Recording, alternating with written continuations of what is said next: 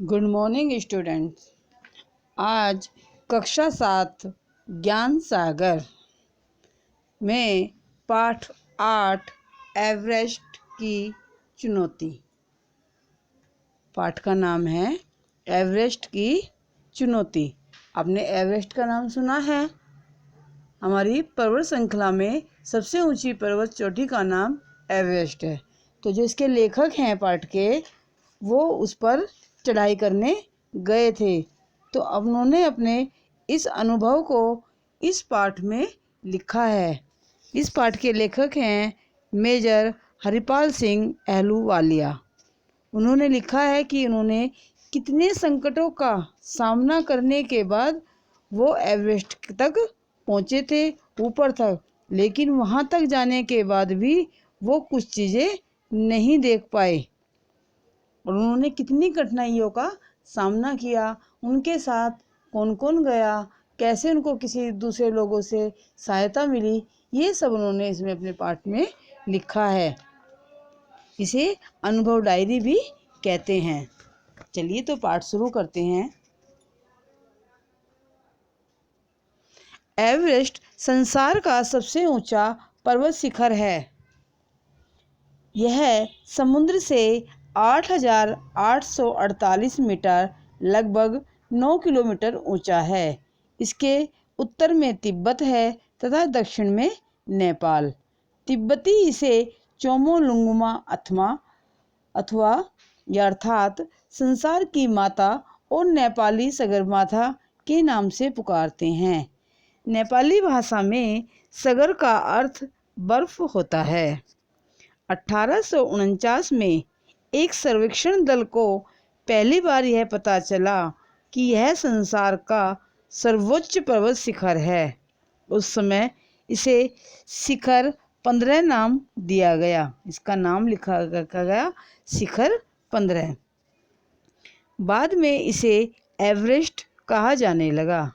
इसे यह नाम भारतीय सर्वे विभाग के प्रमुख सर जॉर्ज एवरेस्ट के सम्मान में प्रदान किया गया। इसका नाम एवरेस्ट उनके नाम पे रखा गया। उनके नाम में सरनेम था उनका एवरेस्ट, और उन्हीं के नाम पर इस पर्वत श्रृंखला का नाम रखा गया। सबसे पहले 1921 में ब्रिटिश पर्वतारोहियों के एक दल ने इस शिखर पर चढ़ने का प्रयास किया, परंतु दक्षिण तिब्बत में इनके अनेक कठिनाइयों का सामना करना पड़ा। इनको वहाँ पे बहुत सारी कठिनाइयाँ सामने आई और उनको सामना करना पड़ा। 3 महीने तक संसार के इस अज्ञात भाग की यात्रा करने के बाद वे इंग्लैंड वापस लौट गए। 3 महीने तक वो पर्वतों पर घूमते रहे। इसके दूसरे साल एवरेस्ट की चढ़ाई करने के लिए एक ब्रिटिश दल ने प्रयास किया, पर वह भी 8,321 मीटर की ऊंचाई तक ही पहुंच सका। इसके बाद तो अनेकों दलों ने इस शिखर पर चढ़ने का प्रयत्न किया, किंतु सर्वप्रथम 1953 में शेरपा तेनसिंग और न्यूजीलैंड के एडमंड हिलेरी को शिखर छूने में सफलता मिली। इस शिखर को छूने के लिए 26 मई 1965 को सवेरे बहुगुणा रावत, वीपी सिंह और मैं से मतलब मैं से नहीं है, मैं से मतलब पाठ को लिखने वाले लेखक मेजर अहलूवालिया जी अगले आधार से शिखर के लिए चले। बहुगुणा और रावत एक रस्से में बंधे थे। पर्वतों पर चढ़ने के लिए आप चित्र में देख सकते हैं कि एक दूसरे को रस्सी में बांधे हुए हैं। इससे क्या होता है कि गिरने का खतरा कम होता है। तो ऐसे ही दूसरे को रस्सी में बांध रखा था। वीपी सिंह और मैं दूसरे रस्से में। हमारे साथ सहायता के लिए 12 शेरपा थे। शेरपा कौन होते थे? वहाँ नेपाल के आसपास के जो मजदूर लोग होते थे, वो पर्वतारोहियों का, जो पर्वतों पर चढ़ाई करने आते थे, उनका मार्गदर्शन करते थे और उनका सामान लेकर ऊपर चढ़ते थे। उन्हें शेरपा कहते थे। जब हम लेखक और उसके मित्र क्योंकि ये पाठ लेखक की तरफ से है तो इसलिए लेखक ने मैं, हम, मेरा इन शब्दों का प्रयोग किया हुआ है। आप मेरे तरफ से ना समझें, ये लेखक की तरफ से है। जब हम कैंप 4 पर पहुंचे, सूरज डूब रहा था। मैं सारी रात करीब करीब जागता ही रहा, क्योंकि मैं जानता था कि सोते समय अगर मैंने करवट ली तो तंबू लुढ़ककर 3000 मीटर नीचे जा गिरेगा। बिल्कुल ऐसे सोना था जैसे मान लीजिए हम किसी छत की मुंडेर पर सो रहे हों, कि अगर हमने थोड़ी सी करवट ली तो हम छत से नीचे, लेकिन छत से नीचे गिरेंगे तो हम 10 फुट 11 फुट नीचे गिरेंगे। लेकिन अगर उसमें गिरते तो उन्होंने लिखा है लेखक ने कि 3000 फीट नीचे गिरते।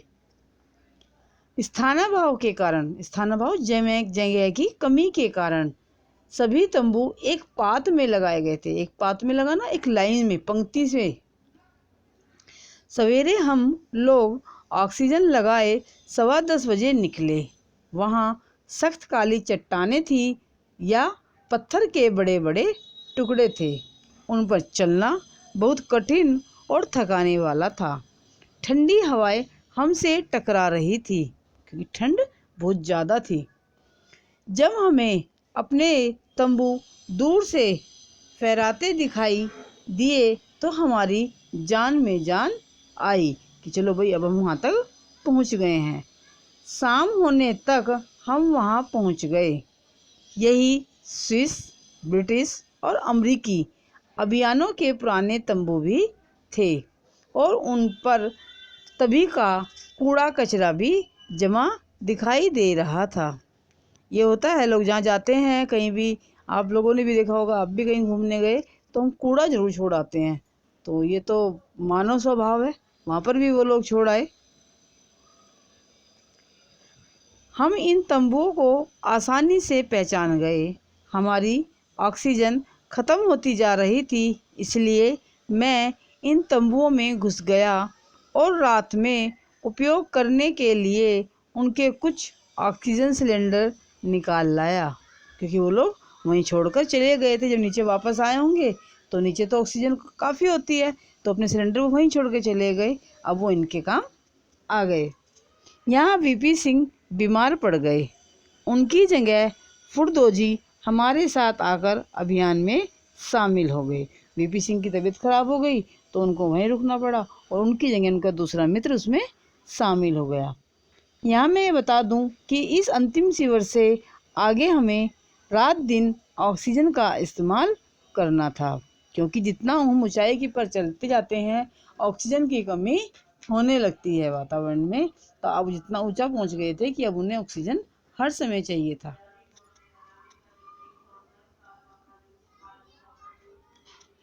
दूसरे दिन 7:30 बजे सुबह हम आखिरी शिविर के लिए चले। अब मेरे साथ मेरे रस्से में फुरदोजी बंधा हुआ था।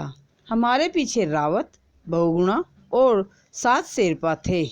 हम जैसे जैसे आगे बढ़ते जाते हवाएं तेज होती जाती थी। 11:30 बजे हम इस पहाड़ी के उस हिस्से पर पहुंच गए जहां ढाल जरा कम था। ढाल कम होना, फिसलन कम होना, टेढ़ा कम होना।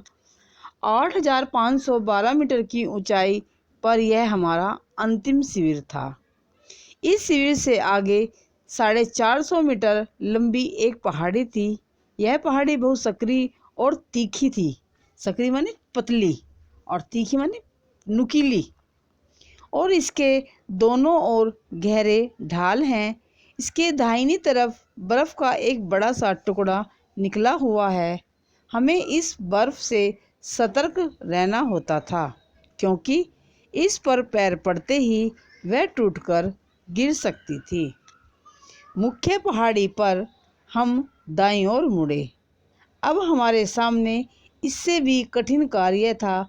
स्लेट और चट्टानों की एक विशाल दीवार को पार करना। इस पर हाथ पैर टिकाने की कोई जगह नहीं थी। इस बार फिसलने का अर्थ होता 5000 मीटर नीचे तिब्बत में जा गिरना। गिरने का मतलब ख़त्म हो जाएंगे, बचेगा ही क्या। इन चट्टानों पर हम थोड़े थोड़े चढ़ते रहे। आखिरकार ये काली चट्टानें ख़त्म हुई और हमने येलो बैंड क्षेत्र में प्रवेश किया। उसकी चट्टानों में पीली पीली धारियाँ हैं, इसीलिए इसे येलो बैंड कहते हैं। इन पर चढ़ना अपेक्षाकृत सरल था। इन्हें पार कर हम दक्षिणी शिखर के तल तक पहुँचे, जहाँ से बिल्कुल सीधी चढ़ाई शुरू हो जाती है। अब उस सीधी चढ़ाई में आगे क्या हुआ, ये हम इस पाठ की आगे की वीडियो में पढ़ेंगे। Okay, bye.